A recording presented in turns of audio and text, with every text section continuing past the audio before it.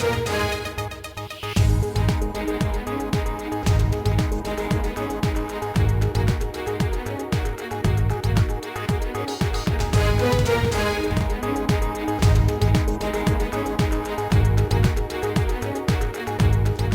আজকের বাংলাদেশে। আপনাদের সঙ্গে আছি আমি জাহিদ হোসেন।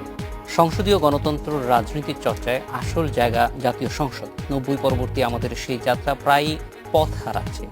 এর মূলে কখনো প্রধান বিরোধী দলের লাগাতার সংসদ বর্জন, কখনো বড় কোনো দলের নির্বাচন বর্জন। অবশ্য বিএনপিহীন দশম সংসদে অধিবেশনে সব দলই হাজির থাকছে। সরকারের ব্যর্থতার দিক নিয়ে আলোচনা সমালোচনাও কমতি থাকছে না। তবু এই সংসদকে যত না আদর্শিক, তার চেয়ে বেশি সাংবিধানিক ধারার রক্ষা কবচ বলছে খোদ আওয়ামী লীগ। অংশগ্রহণমূলক নির্বাচন না হওয়ার দোষ বিএনপির কোর্টেই ঠেলে দিচ্ছে তারা। তবে আদর্শ সংসদীয় গণতন্ত্রের ব্যবস্থাপত্র আপাতত দিতে পারছে না দেশ বিদেশের কেউ। এসব নিয়ে আজকের আলোচনা রাজনীতির ঘরবাড়ি। কথা বলতে স্টুডিওতে আছেন রাজনীতিবিদ মাহমুদুর রহমান মান্না, আছেন আওয়ামী লীগের সাংগঠনিক সম্পাদক খালিদ মাহমুদ চৌধুরী এবং বিএনপির যুগ্ম মহাসচিব ব্যারিস্টার মাহবুব উদ্দিন খোকন। স্বাগত আপনাদের। মান্না ভাই, প্রথমে আপনার কাছেই জানতে চাইব যে ঠিক এখন নানান ধরনের রাজনৈতিক কথা আলোচনা চলছে সংসদে, সংসদের বাইরে। তো এই সময়টা আসলে রাজনীতির মূল ট্রেন্ডটা কোনটা মনে হয়? খুবই খুবই কঠিন একটা প্রশ্ন করেছেন, বিকজ যেটা দিয়ে শুরু করেছেন রাজনীতি এখানে নাই। আমি তো ব্যক্তিগতভাবে মনে করি পুরো দেশের লোকই এরকম মনে করবে। এটা কোনো সংসদ নয়, এটা কোনো নির্বাচন হয় নাই, 154 জন আগেই জিতেছে, এগুলো বিতর্ক অনেক আগে হয়ে গেছে। ওখানে কোনো রাজনীতিক চর্চা হচ্ছে না এখনো পর্যন্ত। প্রধান বিরোধী দল সংসদের মধ্যে থাকুক না থাকুক, সেটা হচ্ছে বিএনপি। মানে ধরেন একদিন আগে যে দুটো জনসভা হয়েছে, একটা হবিগঞ্জে একটা কুমিল্লায়, তাতে দুই নেত্রী পরস্পর যেরকম করে বক্তৃতা করেছেন, তাতেও বোঝা যায় যে কার কাছে কে ম্যাটার করেন, ফ্যাক্টর কে। আর সংসদের মধ্যে যিনি আছেন উনি তো আছেন কি নাই তা বোঝারই কোনো উপায় নেই। ওটা কোনো, আবার যে বিরোধী দল মন্ত্রী হয় সরকারের মধ্যে, তাকে প্রধানমন্ত্রী বিশেষ দূত হয়, সেটা আবার বিরোধী দল হবে কীরকম করে। কাজে ওইখানে ওই রাজনীতি চর্চার কোনো সুযোগ নেই। এই অর্থে আমি বলছি যে রাজনীতিটা কেমন চলছে এটা যদি আপনি সংসদকে দেখে হিসাব করতে বলেন বা ওইটা দেখে মূল্যায়ন করতে বলেন, তার ওটা মূল্যায়ন করার কোনো জায়গা নেই। আপনি বলবেন খুবই চমৎকার একটা সংসদ চলছে, যেরকম প্রধানমন্ত্রী বক্তৃতায় হবিগঞ্জে বলেছেন, এখন আর সেই ঝগড়া নাই, এখন আর সেই অশ্লীল বাক্য নেই, কী অনেক কথা বলেছেন। আসল কথা হচ্ছে যে আপনি কথাই বলতে পারেন না, তা আপনি আবার কথা ঝগড়াই বা করবেন কীরকম করে, সেটা আর একটা। কিন্তু মাঠের কথা যদি বলেন তাইলে এটা আমি বলবো যে মাঝে মাঝে খুবই চিন্তার উদ্রেক করার মতো। This is for the first time আমি দেখলাম যে মানে একজন বিদেশি মেহমান আমাদের দেশে এসছেন, তাকে আপনার ভালো লাগুক টা লাগুক, তাকে দাওয়াত করেন না করেন, তাকে প্রোটোকল দেন না দেন, তার সাথে আপনি দেখা করেন না করেন, কিন্তু যে ল্যাঙ্গুয়েজে সরকারি দলের সাধারণ সম্পাদক কথা বললেন, ও তো দুয়ানার মন্ত্রী। আমি এইরকম ল্যাঙ্গুয়েজ কোনোদিন শুনিনি। এবং সৈয়দ আশরাফকে ব্যক্তিগতভাবে আমি চিনি অনেক ভালো করে। উনি এইরকম ভাষায় কথা বলারও মানুষ না। উনি এরকম করে বললেন, কীরকম করে রাষ্ট্রদূত সম্পর্কে বললেন, ওই যে কি বুয়া যে মর্জিনা ওদের মতো, মানে একটা অদ্ভুত অদ্ভুত কথাবার্তা। সেইখানেও একদম আমি মনে করেন যে এক ধরনের মানে পরস্পরের প্রতি অঙ্গুলি নির্দেশ করে কথা বলবার মতো বিষয়।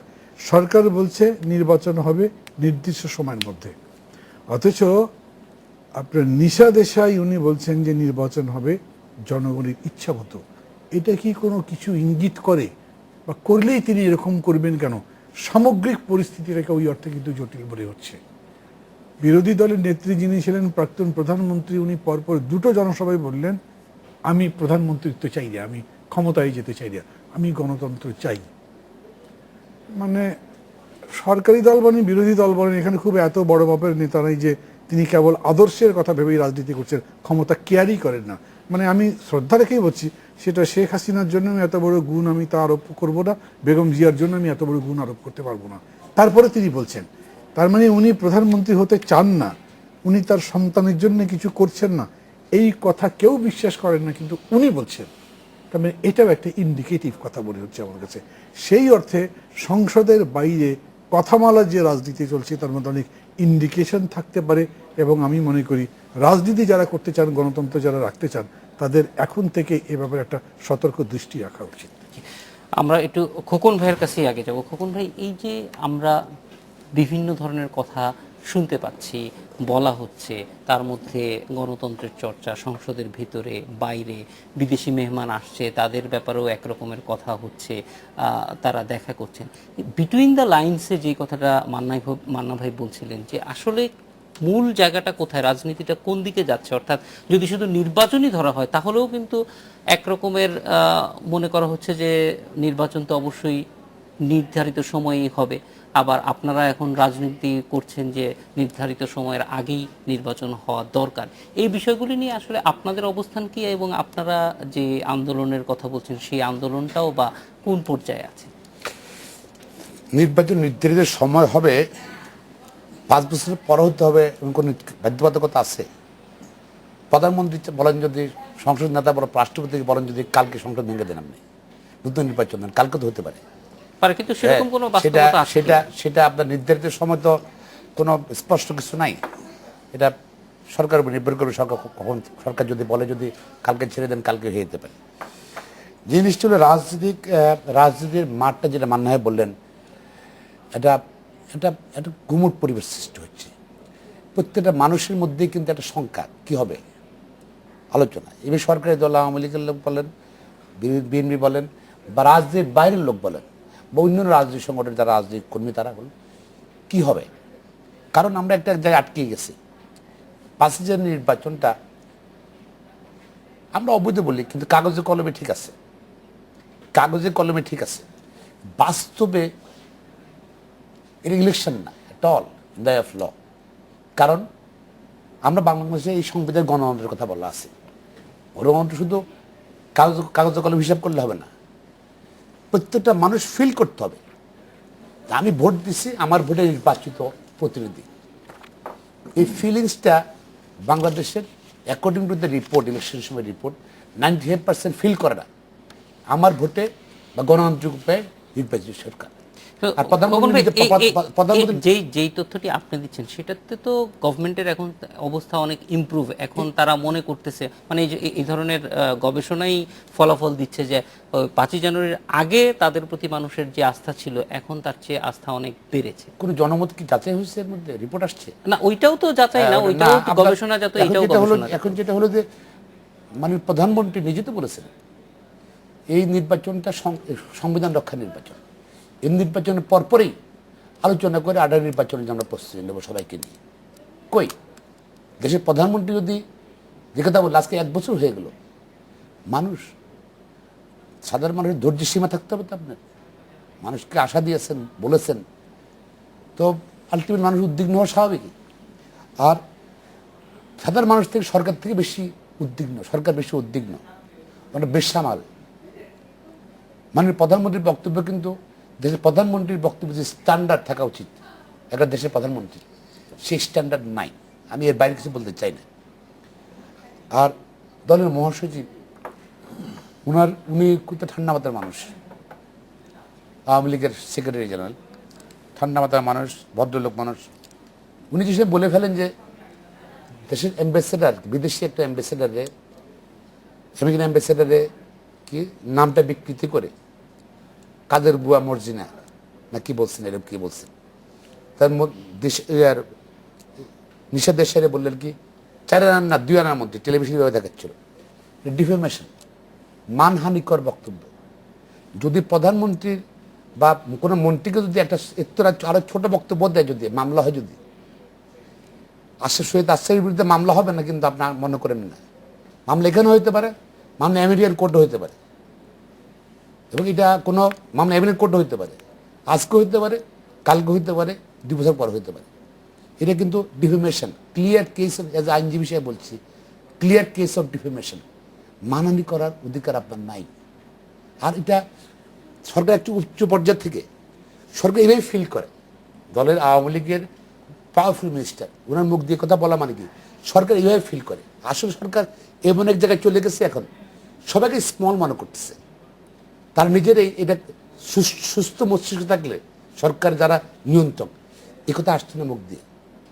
এসটিএম সাহেব দরকার ছিল বলা, খোলামেলা বলে ফেললো, বেরোচ্ছে এটা। এটা আসলে দে আর নট নর্মাল সেন্সে কাজ করছে না। এখন এই অবস্থা থেকে আপনার যদি আমরা মনে করি এত মাথা গরম করে অস্থিতিশীল হয়ে হিতের জ্ঞান শূন্য হয়ে দেশ চালানো যায় না। এই জন্য সুশাসনের অভাব, সুশাসন, দেশের সুশাসন নেই, দুর্নীতি দুর্নীতি দুর্নীতি, সর্বস্তরে দুর্নীতি। এই জন্য বিদ্যুৎ খাতে হাজার হাজার কোটি টাকার দুর্নীতি করছেন কুইক ক্যান্ডাল দিয়ে। আপনার দলের লোকজনকে আপনি কুইক ক্যান্ডাল দিয়েছেন। পিডিবি সরকারি বিদ্যুৎ উৎপাদন করে 3 টাকা 3.5 টাকায়, আপনি কুইক ক্যান্ডাল দিয়ে 30 টাকা 15 টাকা 16 টাকা পর্যন্ত 15-16 টাকা 30 টাকা পর্যন্ত রেট দিয়েছেন আপনি। তা সবাই সরকার দল টেন্ডার পথে উঠিয়ে দিয়েছেন আপনি। এবং কুইক ক্যান্ডাল বিদ্যুৎ খাতে প্রতিদিন পত্রিকা আসছে, এটা আমার বক্তব্য না, হয়তো খালেদাই কন্ট্রিক্ট করবেন। প্রতিদিনই প্রায় প্রতিদিনই প্রতি সপ্তাহে কোনো না কোনো পত্রিকা আছে এই বিদ্যুৎ খাতে এখানে 200 কোটি টাকার দুর্নীতি হচ্ছে, এখানে 250 কোটি টাকার দুর্নীতি হচ্ছে। সরকার কিন্তু রিজন্ডার দিচ্ছে না বিদ্যুৎ মন্ত্রণালয় থেকে। এই সরকারের দুর্নীতির, বিদ্যুৎ খাতের দুর্নীতির দায় এখন জনগণ, সরকার পরিকল্পনা করছে যে বিদ্যুতের দাম বাড়িয়ে দুর্নীতির টাকাটা মানে দায় করার জন্য, অ্যাডজাস্ট করার জন্য। জনগণ কেন অ্যাডজাস্ট করবে? সরকার দুর্নীতি করবে, সরকার লোকজন দুর্নীতি করবে, সরকার নিয়ন্ত্রণ করবে না। জনগণ তার দুর্নীতির টাকা জোগাড় দেবে কেন? বাড়তি বিল দিয়ে। সব কিছুই মিলেই কিন্তু আমরা একটা আগাচ্ছি। দেশে ইনভেস্টমেন্ট নাই, দেশে ইনভেস্টমেন্ট নাই, ফরেন ইনভেস্টমেন্ট নাই, লোকাল ইনভেস্টমেন্ট নাই। সবাই কিন্তু ওয়েট করতেছে, অপেক্ষা করতেছে কি হয় কি হয়। আপনার ঠিক আছে ঠিক না, আপনি দেখেন আপনার ইকোনমি, আপনার বাংলাদেশ ব্যাংক আজকে $22 বিলিয়ন পড়ে আছে ফরেন কারেন্সি, বিকজ আপনি বড় মেশিনারিজ ইম্পোর্ট নাই। ইম্পোর্ট থাকলে হয়তো দেখা যাচ্ছে এই টাকা ফরেন কারেন্সি চলে যেত, ইম্পোর্ট নেই, টাকা জমতেছে, বাণিজ্যিক ব্যাংকগুলো টাকার গোলা হয়ে গেছে, ইনভেস্টমেন্ট নাই। এই সিচুয়েশন, আনএমপ্লয়মেন্ট বাড়বে, বাড়তেছে।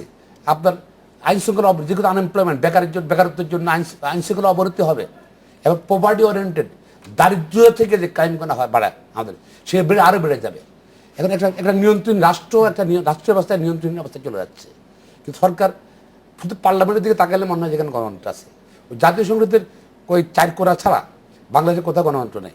বিরোধিতার প্রতিবাদ করবেন, আপনি প্রতিবাদ করবেন, আমাকে পারমিশন দেবেন না। দুর্নীতির প্রতিবাদ করবেন, মান্নাবের দুর্নীতির প্রতিবাদ করতে গেছে, সেখানে সরকারের পারমিশন দিয়েছে? মোটেও না। সহ্য করতে পারছে না সরকার তার সমালোচনা। কিছুটা করতেছে খোকন ভাই, আমরা বিএনপিকে তো দিচ্ছি না কথা মিলি। খালেদ ভাইয়ের কাছে একটা শেষ করে, এখন একমাত্র সরকার চাচ্ছে কি? নির্যাতন, মিথ্যা হামলা, দুদককে ব্যবহার করছে, পুলিশকে ব্যবহার করছে, র্যাবকে ব্যবহার করছে, মিথ্যা হামলা দিয়ে আন্দোলন নিয়ন্ত্রণ করতে চাচ্ছে। বেগম খালেদা জিয়া আরম্ভ করে সকল টপ পলিটিশিয়ানের বিরুদ্ধে আজকে বিরোধী দলে যারা সোচ্চার তাদের বিরুদ্ধে আদৌ মামলা শুধু মামলাতে লাভ হয় না। আগরতলা ষড়যন্ত্র মামলা দিয়ে কিছু হয়নি। বাংলাদেশের স্বাধীনতা সংগ্রামের নেতৃত্বে মরম শেখ মুজিবুর রহমানের নেতৃত্বে বিঘ্নিত করতে পারেনি। যা হওয়া তা হয়েছি। মামলা দিয়ে কোনো সময় কোনো আন্দোলন, বৈধ আন্দোলন থেকে প্রয়োজন মানুষ ফিল করলে সে আন্দোলন কিন্তু চলবেই। এখানে আপনার কাছে যেতে চাই এই জন্য যে একটা সিচুয়েশন অ্যানালিসিস আমরা পেলাম যে মান্না ভাই একরকম বললেন, খোকন ভাই একরকম উদ্বেগের কথা বললেন। এই যে উদ্বেগগুলি আছে বলে কি আপনারা মনে করেন না সরকার দলের পক্ষ থেকে? না, একটা জিনিস হচ্ছে, আপনাকে ধন্যবাদ। আমি প্রথমেই আজকে একটা আমাদের মানে প্রতিযোগিতা একজন শিল্পী কায়ুম চৌধুরী আজকে সিএমএ ইন্তেকাল করেছেন। আমি তার প্রতি শ্রদ্ধা জানাচ্ছি। গতকালকে জবলুল হায়দার চৌধুরী সড়ক দুর্ঘটনায় মারা গেছে, আমি তাদের বিদেয়াত্মার মাগফিরাত কামনা করছি। তো আজকে দেখেন যে আপনি যে কথাগুলো বললেন, মান্না ভাই এবং আপনার হচ্ছে ব্যারিস্টার খোকন ভাই যে কথাগুলো বললেন, এই উদ্বেগগুলো কিন্তু আমরা যারা রাজনীতি করি আমাদের মধ্যে, সাধারণ মানুষের মধ্যে এই ধরনের কোনো উদ্বেগ নেই। আমি গতকালকে আমি গিয়েছিলাম পঞ্চগড়ে, আটোয়ারি, একদম সীমান্তবর্তী এলাকা, আমাদের একটা রাজনৈতিক সেই জায়গাটায় আমি ওখানকার মানুষের সঙ্গে কথা বলেছি, যাওয়ার পথেও কথা বলেছি, আসার সময় কথা বলেছি, ওখানেও কথা বলেছি। মানুষের মধ্যে একটা নবান্ন উৎসব চলছে এখন। মানুষের, আমি জিজ্ঞেস করলাম ধান কত করে বিক্রি করতেছেন, বলছে 700 টাকা মন, 1400 টাকা বস্তা, 1300 টাকা বস্তা বিক্রি করছি। কেমন আছেন? ভালো আছি। তারপরে শাকসবজির কি অবস্থা? আছি, ভালো আছি। ছেলে মেয়ের লেখাপড়ার কি অবস্থা? না, ভালো, লেখাপড়া চলতেছে, পরীক্ষা দিচ্ছে, ইউনিভার্সিটিতে ভর্তি হচ্ছে। এই যে চিকিৎসার কি অবস্থা? চিকিৎসা ভালো চলতেছে। কিন্তু সবকিছু ভালো হলে কি আমাদের ভালো বলতে না, আমরা যে কথাটা, আমরা কিন্তু দেশের কিন্তু স্বাধিকার আন্দোলন করছি না, দেশের মুক্তির আন্দোলন কিন্তু হচ্ছে না। আমরা আমাদের যে ওনারা বলছেন